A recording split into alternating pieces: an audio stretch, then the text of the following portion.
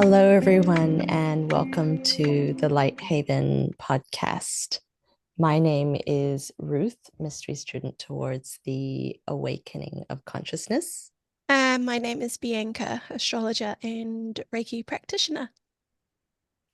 You're listening to the podcast for all things spiritual, mystical, and energetic. And today's title is The Truth Will Set You Free, but first it will shatter your illusions. We're diving deeper into concepts that we've touched on previously and we've been building on them.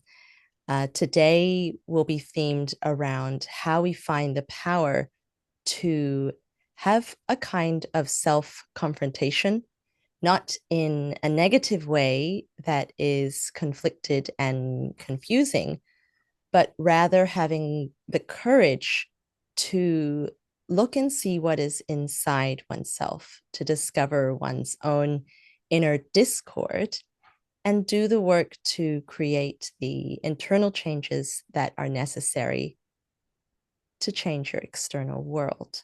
But first, we'll get started with the astrological weather. Yeah, so there's a lot going on, but I we don't have a lot of time on our hands, and I don't want to make this all about astrology, although I'd love to, but I just pick and choose one or two transits that's going on in the moment that might correlate to we are what we're talking about. So I wanted to talk about the change, the shifts of the nodes of the moon. They have shifted from the signs Aries and Libra into Virgo and Pisces.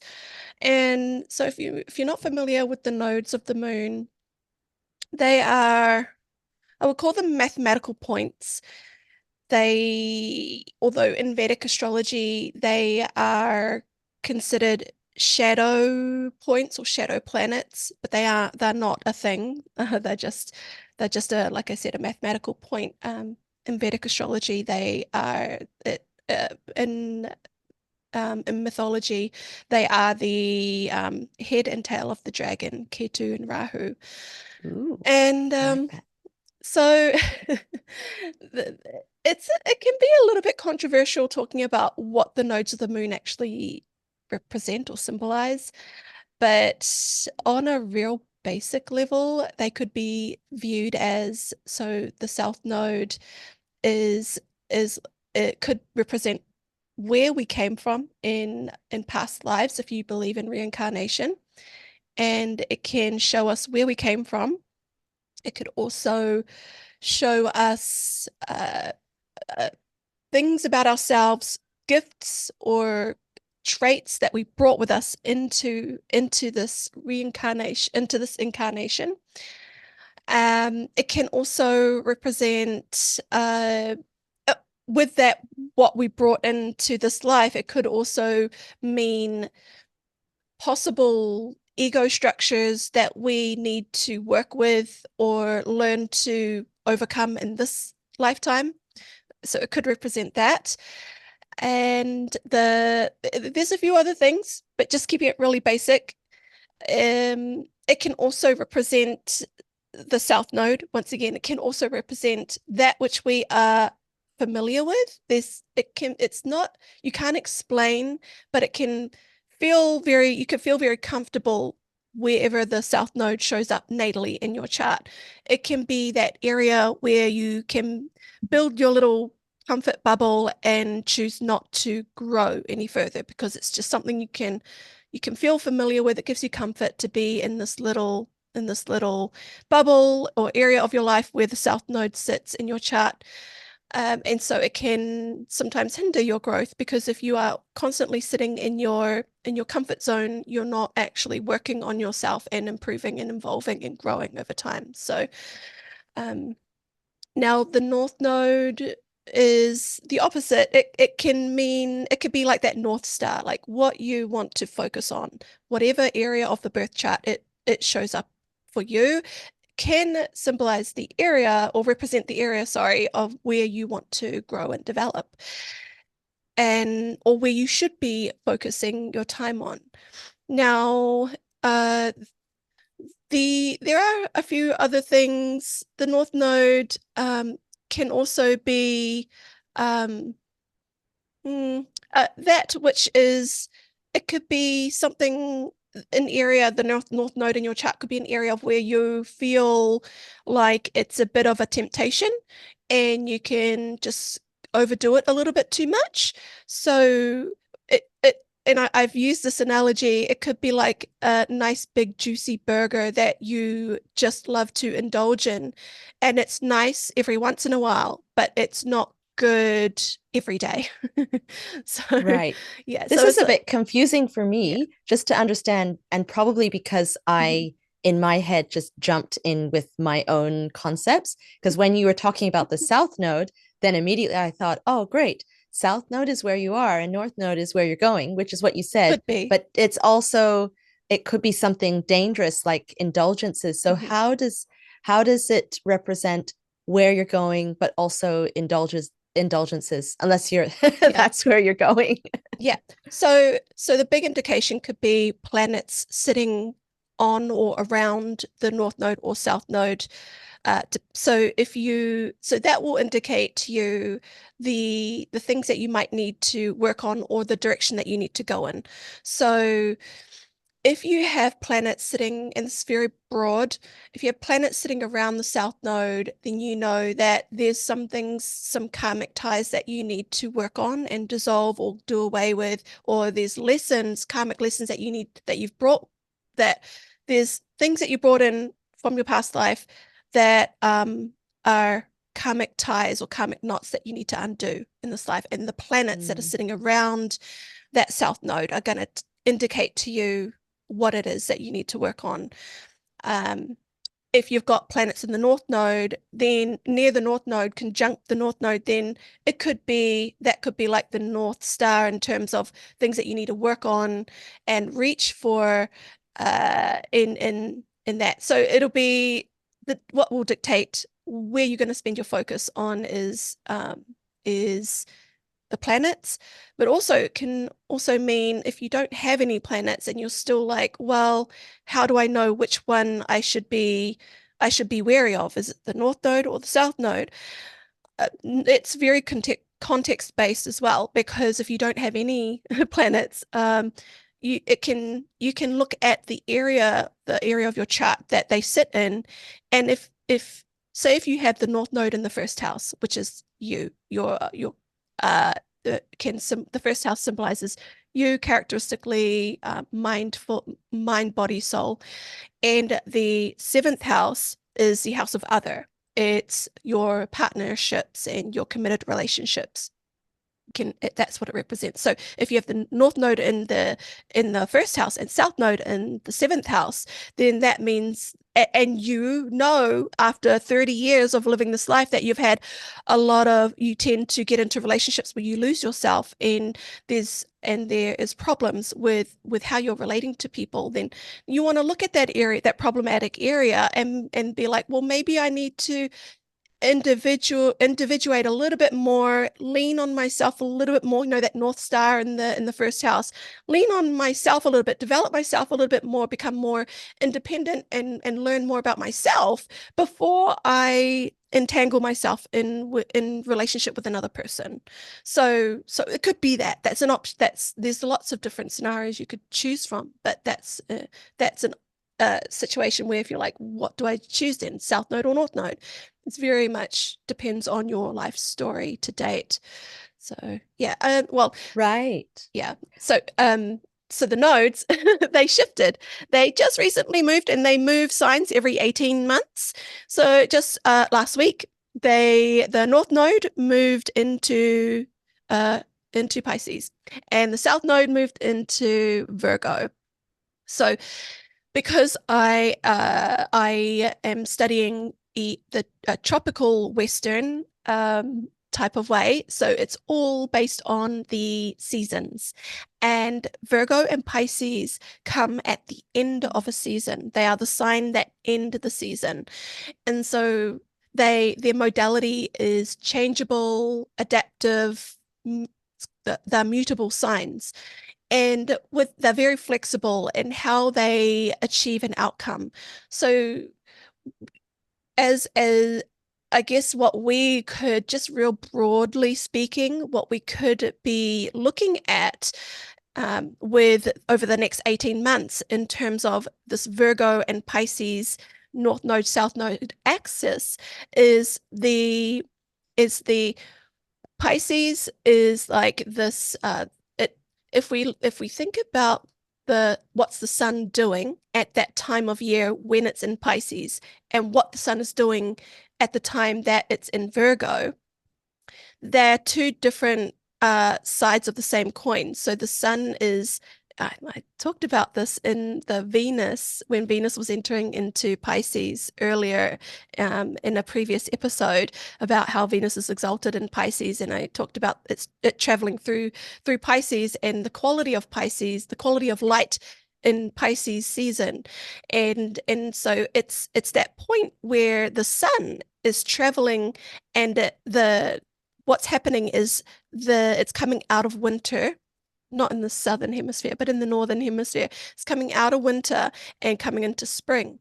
And so the quality of light is growing, meaning the days are starting to get longer, and the amount of light during the day is eventually going to overtake the amount of darkness in the day.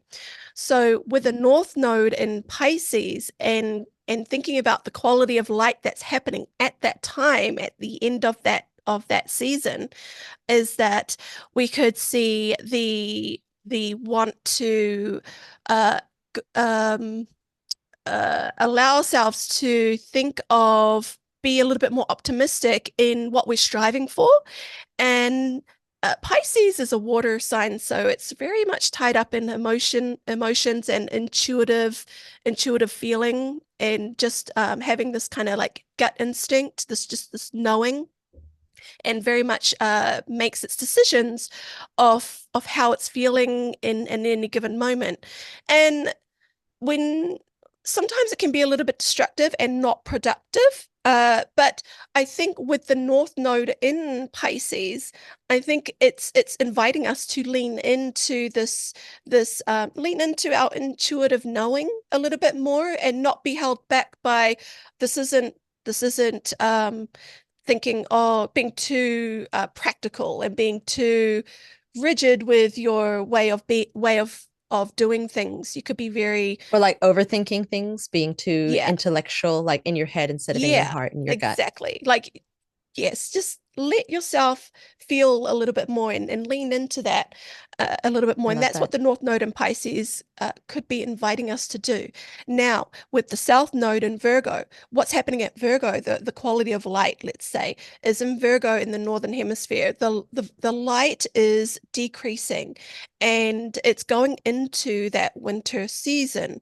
So it's not quite there yet, but it's about to. So with the light slowly decreasing and then the darkness slowly overtaking, there's this, and Virgo being an earth sign, which is very practical, pragmatic, and it's coming at a time of, it's normally like around this like harvest season, like Judgment Day, where it's like Virgo is very much concerned with doing what's right, and because you're going to be judged for it. And so you want to be unspotted. You want to be that perfectionist type of way. And I'm not sure if you know many Virgos, but a lot of people with strong Virgo placements are very pragmatic and very intellectual and can and think very well, like they're very good thinkers and intellectualize a lot. But to make something material and make something out of something material, that's what earth signs are good at doing. So what the South Node in there could be asking us to do is to is be a little bit lean into the, oh, I don't want to do the wrong thing, I might mess up and I'm going to be judged for it. It's okay. Like it's fine if you're going, like, don't be so caught up with what's right and what's wrong, but if you can be a little bit more Piscean and like just kind of go with how you're feeling and see where it takes you, even though maybe your mind is saying, oh, like this is too out of the box for me, it's too unpredictable for me to do this. Like for example, if you're just like a good person, you like, oh, like my friends want to go out on the town, but that's not like me. I'm normally in bed by 10 p.m. because I have to wake up at 6 a.m. to do my meditation. This is going to throw off my whole routine. Well, how about you just do it? Just go out and see how you feel and, like give it a go and live a little. So I think don't be so caught up in your mind and what's right or wrong, like what's black and white, but just go with the flow and see where things take you. This is if you mess up and if you end up doing something that you are not proud of the next day, I mean, you're living a little and you're learning through experience and you now know, okay, that wasn't for me. I won't do that again. So that's what I have for our Awesome. astrology weather. That's so good because that is covering the next 18 months. And I can see Mhm, very clearly what you've described is coming out of your head, moving into your heart, coming out of rigidity and rules and overthinking, mhm, and being more open to different kinds of experiences, mhm. going with the flow, surrendering to the process. And you can Yeah. uncover so many wonderful learnings and experiences by being less rigid and just trying things out. We have Mhm, so many weird rules we make in our heads. That was mhm, something that we studied a lot in coaching, mhm, that we make up rules and then we believe them and we think it always has to be this way. Like, mhm, I don't go clubbing because I'm in my mid to late 30s and I've mhm, never done since I was 35. But where did that rule come from? Who says you mhm, can't go clubbing? Or maybe you don't drink. So you think, because I don't drink, I can't go out dancing. But who says you have to drink to dance and have a good time? So, mhm, mhm. yeah, there's Exactly. all kinds of rules we make. So it's just asking you to live a little and not be so rigid and caught up in the way you think you should be. So yeah, that's That's that's that. great. Yeah, and Yeah. that really relates to our topic of shattering illusions, because all these things like rules and overthinking, not following your intuition, they're essentially illusions, like limiting constructs that we make for ourselves. And a lot of the missed opportunities or things in our life that maybe we're kicking ourselves and saying, how come my life is this way? And we're bemoaning certain things in our lives, whether it's the relationships that we found ourselves in, our financial circumstances, our careers. A lot of people just want to complain, but they forget that they're the common denominator Mhm. in these Mhm. circumstances. It's a kind of radical responsibility to acknowledge the part we play Mhm. in creating our external events. So we Mhm. mentioned this before, but I think because it's a concept that your average person is not accustomed to leaning into and working with, I don't think we can even say it enough that there is a difference between the external environment and our internal state. So, when we're talking about working with our internal psychology, we're suggesting that a lot of the things that happen around us, whether we're getting into arguments and placing blame and calling names, that person is always like this and they think this of me and this person is negative. We're always looking outwards and casting judgment and thinking that we have nothing to do with all of these circumstances. So this idea is about bringing the kind of like the direction of focus inwards and really understanding what is our internal state in these events, because that's the thing that we have control over.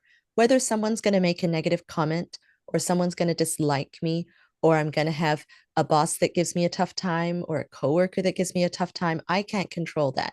But what I can control is how I react to it. And this is very akin two big ideas that came out. I can't recall when, maybe it feels like it was 10 years ago now, but I'm not too sure. One was The Secret and one was The Law of Oh, Attraction. Do yeah. you remember those coming out? It's been a long time, eh? So there was so much publicity around it. Like, yeah, it was all over the place. Like, always The Secret, it's like, ooh, what is that? What's the secret? Makes you Yeah. very curious. So it's a good Hmm. marketing strategy, but yeah. Definitely. Oh, that was a good seller, that book. And I think there's two ways to look at it. Like if you looked at that with a mystical lens, because you like that lens, then you could talk about energy and the quantum. But equally, if those things were not for you, and if you were more just give me the science of the psychology, well, believing and being confident and having a view to a certain direction and staying positive, of course these things are going to change how you behave in your Mm, circumstances. So mm, you don't have to believe in quantum entanglement and manifestation to see the benefits of changing your internal state. mhm. But if you're so inclined, it can be quite a magical and a fun experience as well to look at it through that lens. Have you worked much with the law of attraction and changing your internal state? Um, yes, like in terms of changing your internal state, yes, I think the law of attraction, yes. I mean, but I can't say like I can't say that I can't like say, well, this is what I did. I did A, B, C, and D, E, and this is how I achieved, this. But I'm aware of it and I've incorporated certain aspects into my life and I can see how it's shifted or has brought me certain results. So, yeah. Mm, Mm. yeah, I know that when I first came across these concepts, it was actually a successful business person who passed this information on to me some 15 years ago, thereabouts, or even longer. And they had given me some materials from Brian Tracy that were all about how when you change your mind, you change the way you think and you change your subconscious, then things start to line up for you. And so back in my early 20s, I experimented very heavily with these ideas and how we motivate ourselves and those around us. And I found them to work like magic. So Mhm. I can appreciate why a lot of people say it's magic, it's Mm. mysterious, mystical stuff, because it really feels that way. Mhm. And that was my experience, that certain things that I set my sights towards and started to work with the subconscious to move in that direction, lo and behold, changes happened. Mhm. And there's another reverse concept that works in tandem with this, and that's the idea of tests from the universe. Okay, all right. That sounds interesting. Yeah, well, I love this idea. And again, we're playing with ideas here. So if something doesn't land for someone, that's okay. Put it to one side. But they're they're really fun ideas to just bring to your awareness and see if they make sense and see what insights you can gain by holding that view and then examining your life. Mhm. So, this idea of tests is that when we move through life and say what you said about the south node, this is where I'm at, this is my karma, what I've brought in before I was reborn into this life, and these are the things before me, north node, this is what I have to work on to advance the evolution of my soul. Okay, so the universe is a partner in this evolution and thereby brings you tests so that you can learn your lessons and I love grow and so in other expand. words, tests are what I would call opportunities for growth. Yes, yes, exactly. And I have to Right. share this really funny Okay. word that some colleagues coined at work because we were doing a planning meeting and we were talking about what are the obstacles to success for these particular goals. Right. And so they were listing up some obstacles, but they want to keep it super positive.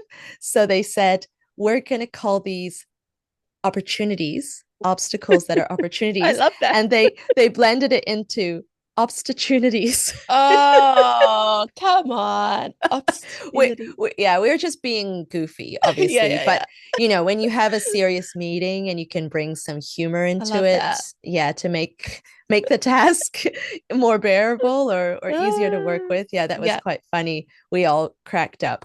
Hmm. It's pretty cheesy, but that was the point. I have an example. It Hmm. might be on point to what you're saying, but I want to share something about that my astrology teacher shared in one of his YouTube videos. He said that because he's a content creator, he posts every day. So there's a lot of output going in, like he's putting a lot out there. And he said that because he's a content creator, which I feel like because we are putting content out there too, this puts us into that realm. He had to deal with a lot of negative comments, just a lot of negativity out there, right? And so he said he used to withhold what he really was thinking and wouldn't lash back or anything like that. He would usually not lash back and just ignore the haters and delete their comments. And he said one day during a Mars retrograde, so we are currently going through a Mars retrograde at this moment, and it stations later on in February because we're doing this in the first couple of days of February, this recording. So we've got another 3 more weeks of this Mars retrograde in Cancer. So I thought it was quite fitting because this example is obviously historic and he's recounting the story. But he said that one Mars retrograde, he decided he was going to respond and and give the people a taste of their own medicine. And he said on one hand, it felt good to let it all out. But on the other, he learned that it's actually better just to ignore them. And he says, like, Mm. now there's this shift in perspective where he no longer is holding back due to suppression, but more of a true desire not to respond. So it's Mm. almost kind of like that, the Virgo, where it's like, no, I don't want to say or do anything that's going to be out, like that's going to be bad or that's going to put me in a bad light. It's like it's that South Node in Virgo being like, no, I'm gonna say what I'm gonna say because their comments really upset me, and you give them a taste of their own medicine, the haters, and then you're like, okay, it felt good in the moment. But then once you got that out of your system and experienced it, you're like, actually, I really don't really care to respond am and I really don't feel like giving haters the time of day. It's literally because you're no longer not responding due to suppression of something that you just want to say, but you trying to be perfect. So you're not gonna say it and but actually once you get it out of your system and do it, then it's like, oh, okay, well, I think it's like this doesn't affect me. It's not, it's no biggie. I'll just delete the haters and continue on with my life. You know what I mean? So it's like that experience where you allowed yourself to lean into it a little bit and realize, well, it's actually fine. I can continue to ignore them and delete them out of my life. So So the key difference in that story, or say your teacher's evolution through his yes. reflection and working with the test that the universe brought Mm. him, Hmm. was he brought his consciousness online, or his awareness around the situation, instead of having a reactive response or festering in Hmm. ugly negative emotions Hmm. that can, over time, if we hold on to them, they can damage the nervous system, they Hmm. can lead to immune problems. But he reflected, he looked internally, he saw what he was feeling, Hmm. and then he made a conscious decision to how he would respond. So that's Yeah. beautiful. That's exactly what the tests are all Yep. about. And as we said before, and we won't tire of saying this, when we take the view that our difficulties are tests, it makes it so much easier to deal with them. Hmm. And skeptics might say, but they're not tests, they're all random. Okay, well, if you were in that paradigm, even if you pretended that they were tests, you might still feel a little bit better. Mhm. And there are others that swear up and down that they're definitely tests because the circumstances that are magnetized to the individual are very relevant to what's been on their mind or brewing internally for a long time, or related to specific circumstances in their childhood or even past lives. So that's where we can see a clear connection between the things that we need to work on Mhm. and the tests that are brought to us. So, Yep. how do we face them? Or were you going to say something? No, I Oh, was fine. the way that we face these tests is to see the circumstances, just observing them without reaction. And besides observing the circumstances, observing who we are and how we relate to these circumstances on the inside. What is going on in our mental chatter? What's going on in our emotions? And what's going on with our instincts? What are the impulses that are arising, especially if, say, you're observing uh, addiction to social media? So the instincts that arise are obviously when your phone pings and you get some notification, you reach for it. There's no conscious awareness taking place when you're acting that way. It's completely an automatic impulse. Your hand reaches for the phone. They've got you. Maybe it's an important text, but maybe it's just Mhm. some dumb news site or something that Uh, somehow it's popping up on your phone. And then you spend 20 precious minutes that you could be using to enjoy and love life. And you're reading some gloomy article related to some situation that has nothing to do with you. Maybe it's an industry update to an industry that's not even your industry and it's just completely not relevant to mhm. you. And then you lose time that way. So when you start to observe, if you get really good at observing, you can even see that impulse. Oh, my hand was about to reach for my phone. I decide that I don't want to do that right now Mm. because that's not something I wanted to do. It's a So, bit of like self-observation and being a lot more aware and being more intentional with your actions. And I find that Vipassana meditation really helps me personally get into my body and recognize what's coming up for me, and has helped me with this like getting to know yourself and being in your body. Even just doing anapana, like just like the breathing mhm, is amazing, because what that's now going to help, and it has helped me in difficult times recently, get through real tricky situations where where normally I would be like reactive, but in the situations that I found myself in, I was like, or kind of like realizing the emotions coming up, and then just telling myself, like talking to having this internal dialogue to myself, like, what is it that's coming up for me right now in this moment?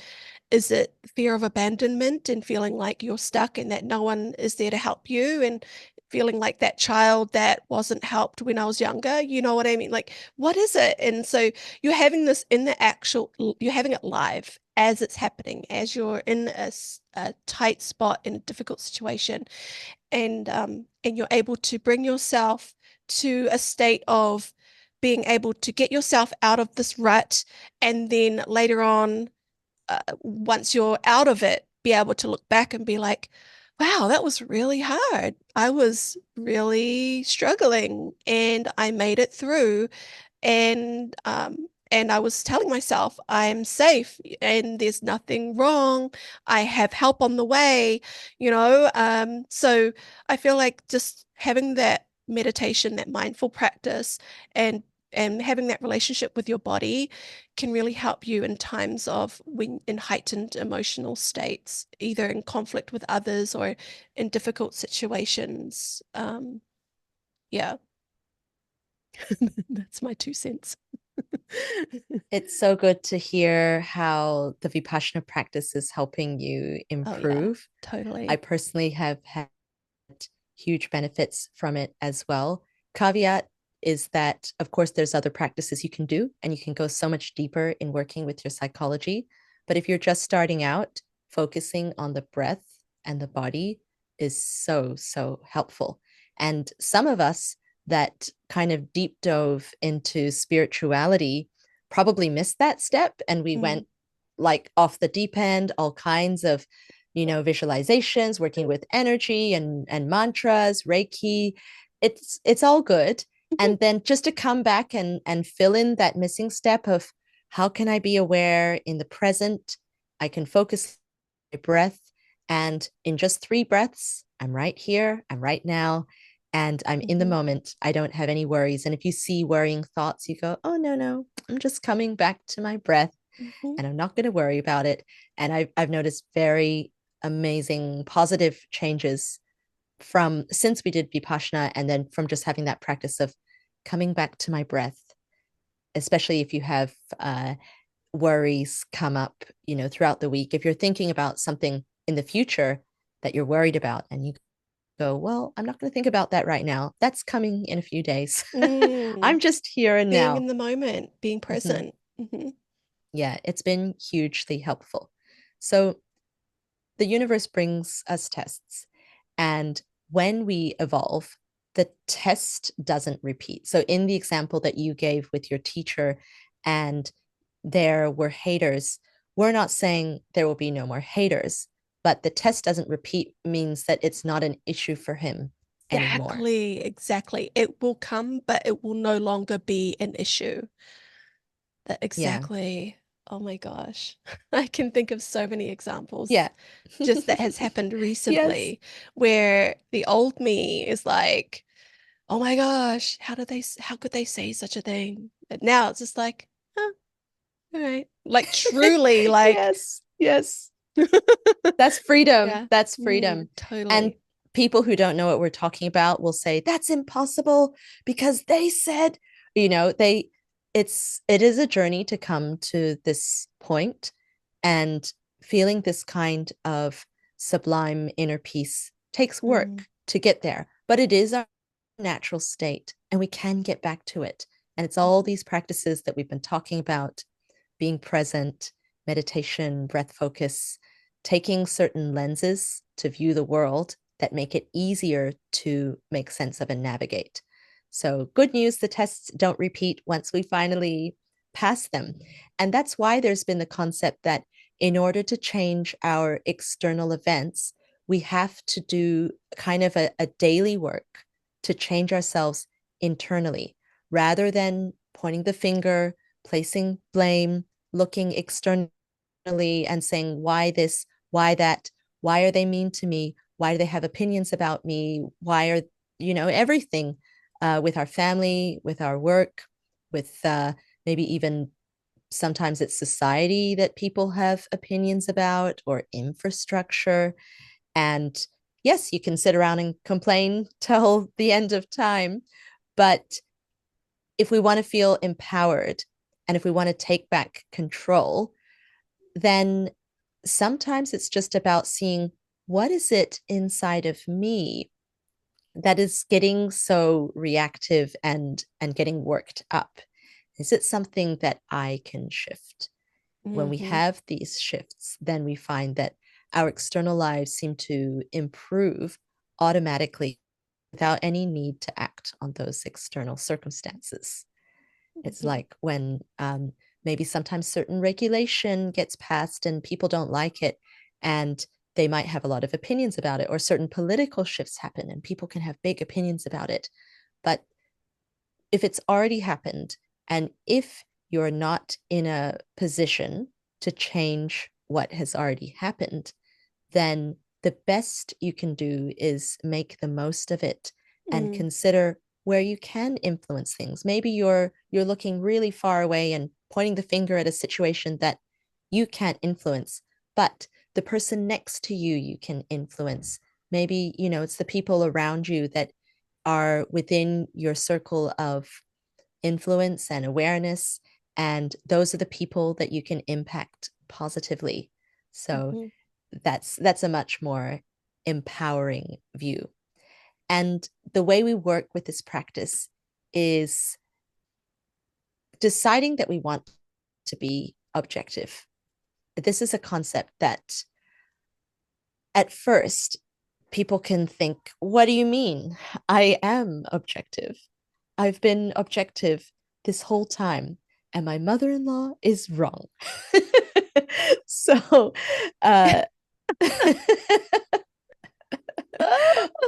Yeah. yeah, objective is just the facts without emotions, stories, labeling, opinions, and the component where we take responsibility for what is going on inside of us. And maybe people will say, okay, this objectivity sounds great. I want to take this view and begin to unpeel myself from the miseries of life and from the impacts of the ups and downs of life. That's a great goal. So how can I do it? You don't just And say, be objective. okay, good thing, because I was thinking about that as you were saying that, and I was just like, yes, what I thought about, and this is just maybe the philosophy of Bianca. So I don't know if this is tied up in any books or anything or any teachings, but what I found is in order to be objective, there needs to be this ability to separate yourself from what's going on, take yourself out of the situation and look at it from both perspectives, and accept. There needs to be this ability to accept that there is another truth out there that is different to yours, that doesn't make them right or wrong. Like it is what it is. Or they can have their truth and stand in their truth, and that's right for them. And we also have, or I also have my truth that I'm standing in. But there needs to be an acceptance, in my opinion. There needs to be an acceptance and understanding and a kind of compassion for the other person, and understand how they've arrived to the action that they're taking that's affecting you. So it's like that ability to step out and look at someone else and understand where they're coming from, even though you might not agree, and even though that might not be, it's obviously not the response that you would choose because you're on the receiving end of that. So it's like when I separated from my husband, there was this, my ex-husband, it was like it was really difficult to see his side of the story, because in order to see his side, it almost felt like the fear that I was now going to be made wrong. And if you're made wrong, then no one wants to feel that way, right? You want to feel like you're always right. So there was that fear, and you let go of that, and you acknowledge and respect that that's how he feels. And then also the accountability part, and seeing your part to play in that, in this exchange leading up to this point. So I'm not sure if I'm making sense, but yeah, I just No, think, that makes 100% yeah, sense. you And need to be able to do that, because if you can't, then you can't truly be indifferent and impartial. You just can't, without having compassion and love and this all-knowing, um like this kind of outer perspective and understanding. Then how are you going to mentally and emotionally reach a point of of equanimity, Mhm. Yeah. Yeah, well, that what you described is something that's commonly used in therapy. And it reminds me of when I was studying psychology, there was one technique they talked about where the counselor places out two chairs and asks the patient to sit in the chair that represents them, and then the other chair represents the other person. And so they physically stand up and then go sit in the other chair and say, okay, now I'm John. What is John thinking? What is John feeling? And they use that physical movement to get them thinking from a higher vantage point, Mhm, to bring awareness and light to a myriad of perspectives. mhm, mhm. Because And also, by the everyone way, thinks they're right. Yeah. And like my experience hasn't come from any kind of therapy or anything like that. It's just my observation and how I've grown. And honestly, the challenges have continued. Like there have been it's not like, oh, I understand myself now and I understand other people, all is well. No, no, no.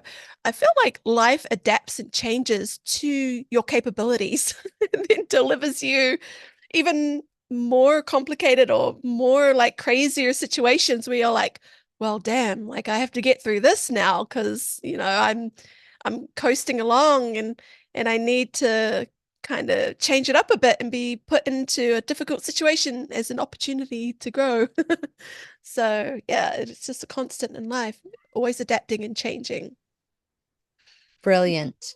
I think people need to try that when we are aiming to be objective. Of Mhm, course, the all of the views have to be taken into account.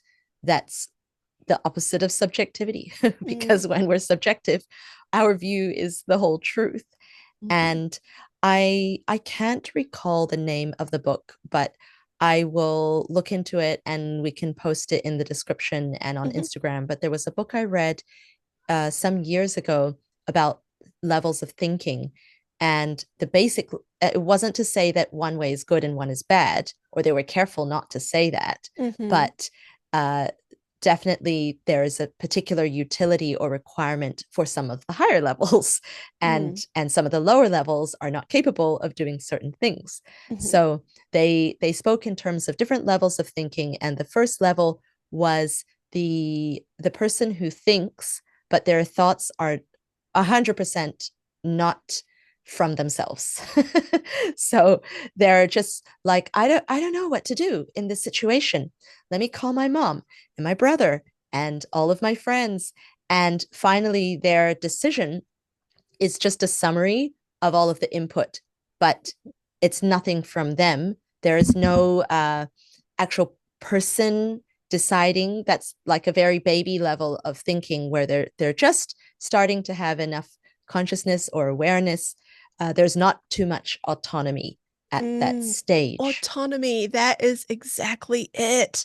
Because I had a situation the other weekend where I was like, this is someone that I care about, and they were reacting in a way that I had compassion for them, and I could see how my participation in events leading up to this could result in that kind of reaction. But what left me feeling really deflated was their inability to see past their frustration and still be acting in a normal way. Like they just couldn't physically, and like the whole emotion took over them, and they were like, I'm so mad at you right now.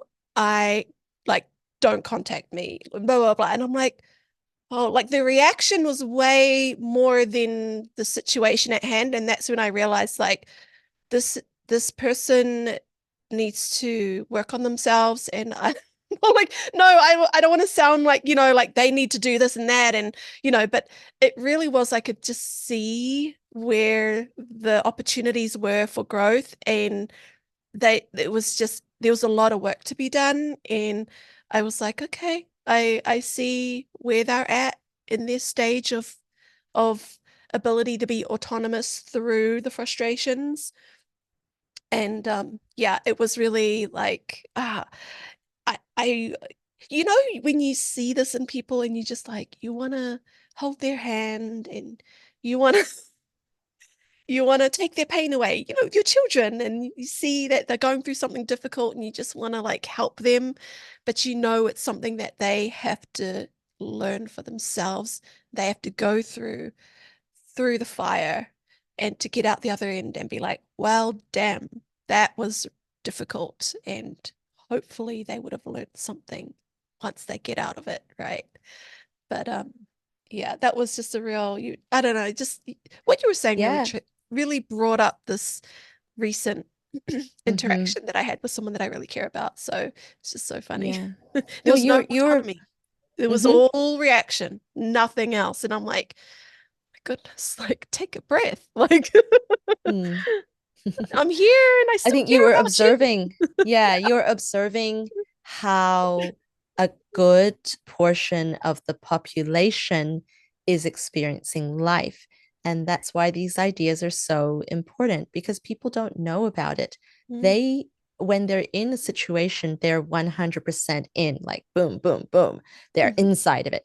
But through meditation and Yeah. mindfulness and awareness, we discover that there's a part of our operating system that goes dun dun dun, it goes back. And the awareness is almost like watching from here, like a bird's eye view. So now I can still see this view, but I also have this view.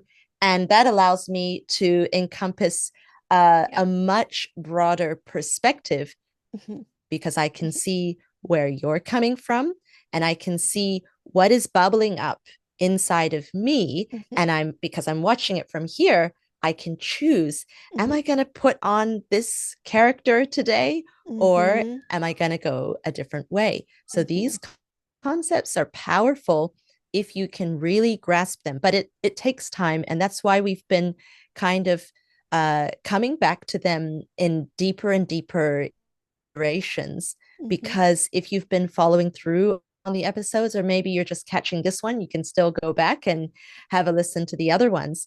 But being able to observe yourself internally, almost like you have awareness inside and you have awareness outside. So you can see the circumstances, you're not blind to others, but you mhm, can see what is arising in yourself, the mhm, thoughts, the emotions, the impulses.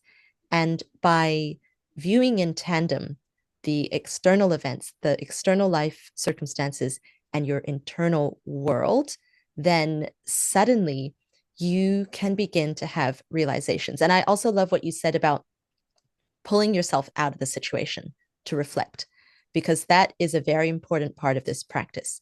So, for someone who says, okay, enough said, I'm going to start trying this. What should I do? Okay, tomorrow, when you start your day, when you're in a conversation or when you're driving or when you're making your toast, start to bring mindfulness to everything. Start with your breath, start feeling your body, feel the impulse as your hand is about to reach forward to open the doorknob.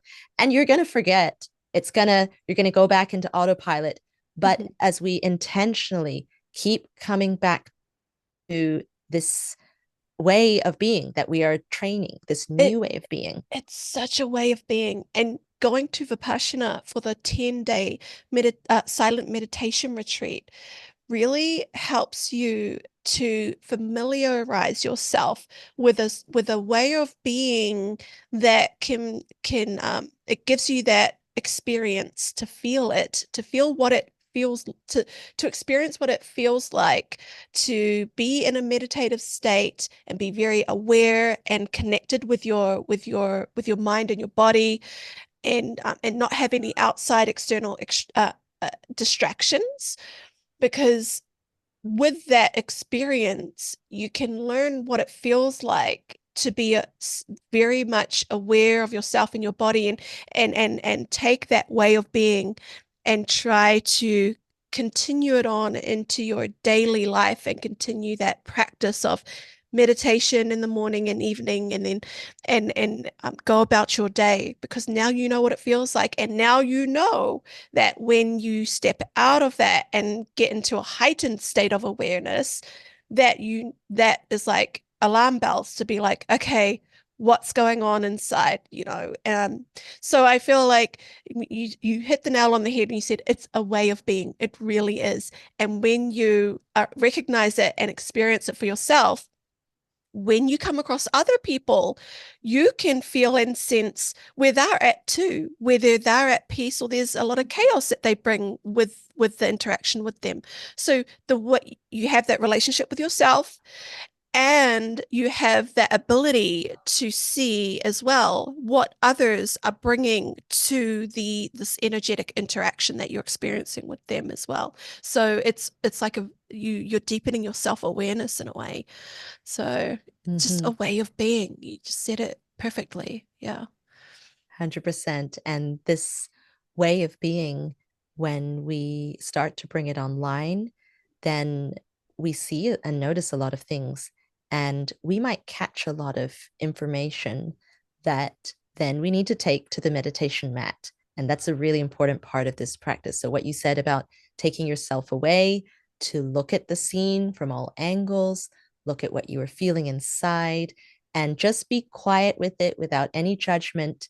And often some very, very profound realizations can come up, whether in the form of an emotion, or sometimes the subconscious can send you pictures as well. Mm-hmm. And just by feeling into your intuition, you can have understanding of that imagery, just like being in a dream, except you're sitting in meditation, similar to that, where the symbols of the unconscious mind or the subconscious start to come out to share with you, okay, do you want to know what's going on below the surface? Here it is. Mm-hmm. Little secrets can start to come out. And if you don't have a meditation practice, that might seem like, oh, I'll never have that. What, pictures, messages from the subconscious? No way.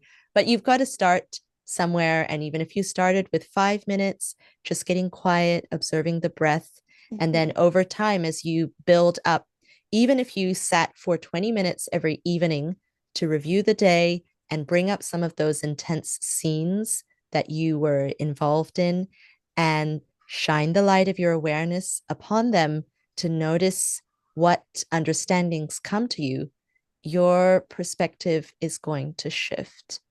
Mm-hmm. And Totally. yeah, if we want to be more objective, there's one way to do it that I really love, that's quite fun, and that's to look at life like a movie.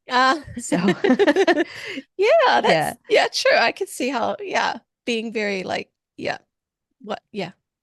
well, it's obviously, it is real life. Like, don't take that to mean you can just be out of control because it's a movie. But all these ideas that we're talking about, we're playing with concepts that get us to a certain point. So we're not saying, oh yes, it is a movie, but we're saying, if you take that lens to bring a kind of understanding to what is going on, well, the first thing is, if it's a movie, I'm the director, I'm the main character. Or maybe I haven't been the main character and I've been just reactive and responding to everything around me. But now I say, okay, it's my movie. I'm directing this movie. I'm the main character. So I'm going to start taking responsibility. I'm going to start bringing some accountability for my actions, and just be more aware of what I'm doing, how I'm acting in this movie.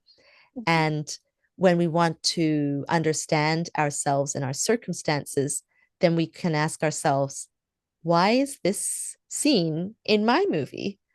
Why are these people in my movie? And what that does is, it suggests that you have the power to change the movie scenes.